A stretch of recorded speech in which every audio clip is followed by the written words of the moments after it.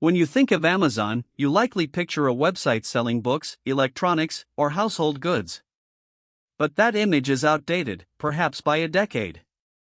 Today, Amazon operates the infrastructure that powers Netflix, hosts CIA data, runs advertising campaigns rivaling Google, and delivers packages faster than most pizza chains. The company that began in Jeff Bezos's garage in 1994 has transformed into something far more complex than a retailer. This investigation examines how Amazon became an empire built on multiple revenue streams, each reinforcing the others in ways that few outsiders fully understand. According to Amazon's 2022 annual report, the company generated $314 billion in net sales. But where does that money actually come from? Online stores accounted for roughly 43%. Third-party seller services brought in 27%. Amazon Web Services, its cloud division, contributed 19% despite being a single business unit. Subscription services, primarily Prime memberships, added 8%. Advertising delivered another 3%, though this segment grew 37% year-over-year, signaling a major strategic shift in how Amazon monetizes its platform and customer attention. Amazon's e-commerce platform remains its most visible face. The company operates marketplaces in 20 countries and ships to virtually every nation with functional postal service. According to eMarketer, Amazon captured 37.8% of U.S. e-commerce sales in 2022, more than Walmart, eBay, and Apple combined. The platform lists over 12 million products sold directly by Amazon, plus hundreds of millions more from third-party sellers.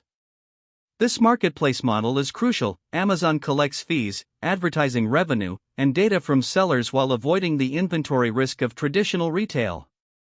Amazon doesn't just sell products, it rents out its commercial real estate. Over 2 million active sellers use Amazon's marketplace, according to Marketplace Pulse. These sellers pay referral fees ranging from 8 to 15% per sale, plus additional charges for fulfillment, storage, and advertising. In 2022, third-party services generated $85 billion in revenue for Amazon. The company essentially taxes every transaction on its platform while also competing directly with many of these same sellers through its private label brands, creating what critics describe as an inherent conflict of interest. Amazon Prime represents one of the most successful subscription programs in commercial history. The company reported over 200 million Prime members worldwide as of 2021, the last time it disclosed this metric publicly. At $139 annually in the United States, Prime generates substantial recurring revenue while fundamentally changing customer behavior. According to consumer intelligence research partners, Prime members spend an average of $1,400 per year on Amazon, compared to $600 for non-members. The membership creates lock-in through bundled benefits, free shipping, streaming video, music, and exclusive deals. Behind Amazon's retail dominance sits a logistics network that rivals national postal services.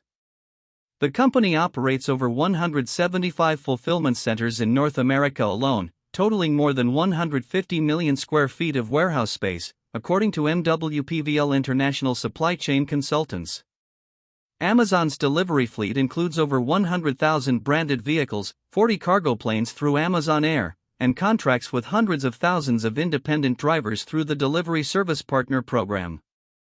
This infrastructure didn't exist 15 years ago. Amazon built it to control costs, speed, and customer experience while reducing dependence on UPS and FedEx.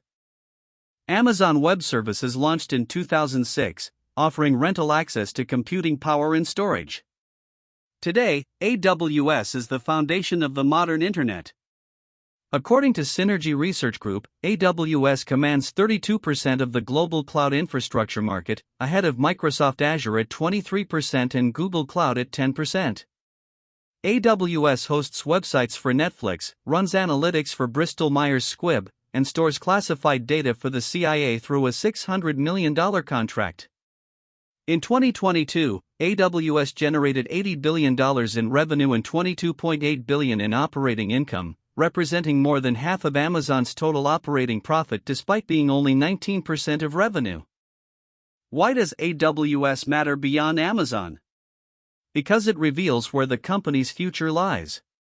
Cloud services carry operating margins near 30%, compared to low single digits for retail.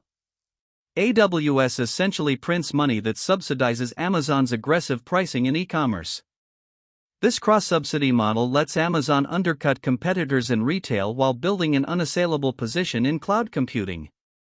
Startups, Fortune 500 companies, and government agencies all depend on AWS infrastructure. If AWS experiences an outage, as happened in December 2021, large portions of the internet go dark. Amazon has built itself into critical infrastructure. Amazon's advertising division remains underestimated by casual observers, yet it constitutes the third largest digital advertising platform in the United States after Google and Meta.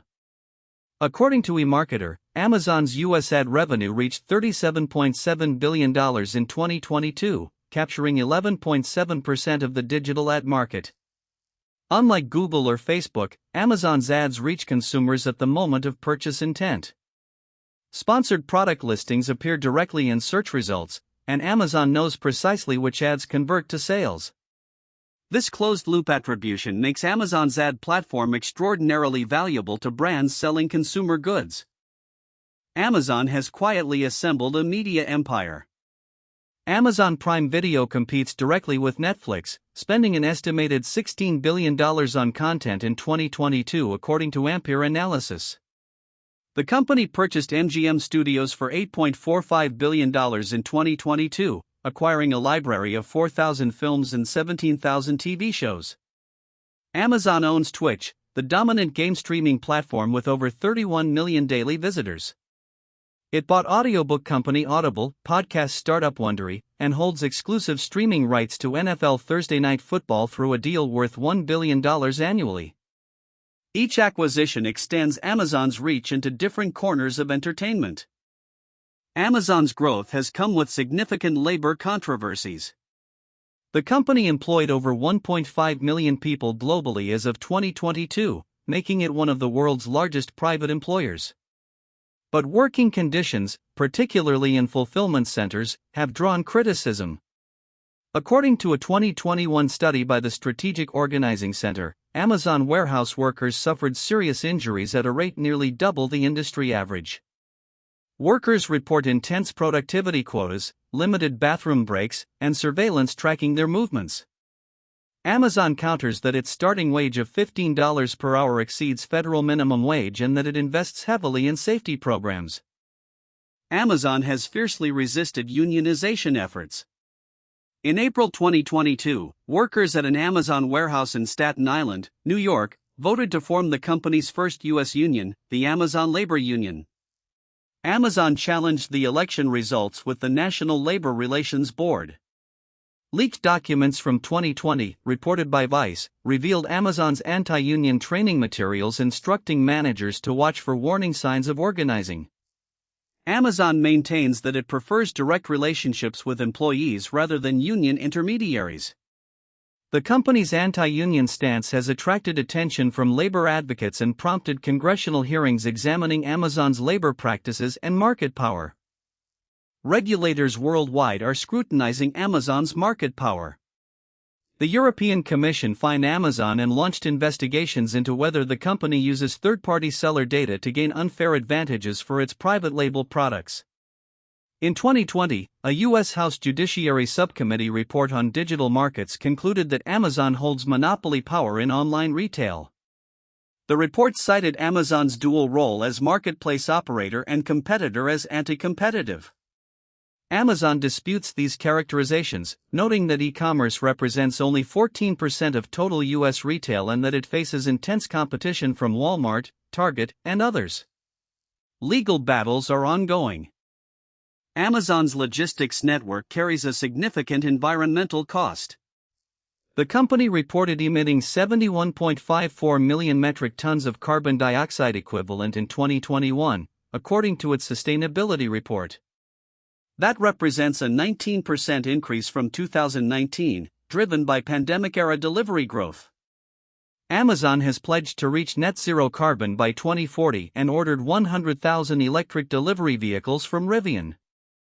However, environmental groups argue the company's focus on fast delivery inherently generates waste through excess packaging and inefficient routing. Amazon counters that its scale allows efficiency improvements individual retailers cannot match, such as route optimization algorithms. Amazon's international strategy reveals its ambitions and limitations. The company operates dedicated marketplaces in countries including Germany, Japan, India, and Brazil. Yet Amazon has struggled or retreated in certain markets. It withdrew from China in 2019 after failing to compete with Alibaba and JD.com. In India, Amazon has invested over $6.5 billion but faces regulatory restrictions on foreign e-commerce companies and fierce competition from Flipkart. Each market teaches Amazon about local competitors, regulations, and consumer preferences. The company learns from failures and doubles down where it sees advantage, treating geographic expansion as a portfolio of bets. Jeff Bezos stepped down as CEO in July 2021 but remains executive chairman. His philosophy shaped Amazon's culture, customer obsession, long-term thinking, and tolerance for failure. Bezos famously prioritized growth over profit for decades, reinvesting revenue into new ventures. Amazon didn't report a full-year profit until 2003, 9 years after founding. This patient capital approach, funded by investor belief in Bezos's vision, allowed Amazon to build infrastructure competitors couldn't match.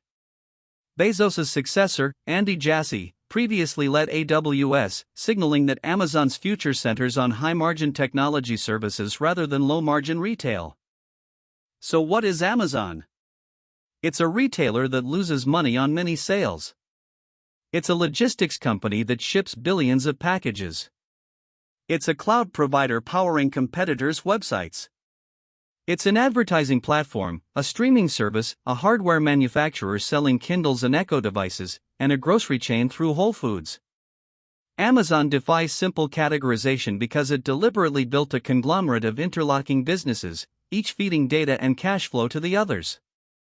The company's core competency isn't retail or technology alone, but rather its ability to enter adjacent markets, undercut incumbents, and integrate new services into its ecosystem.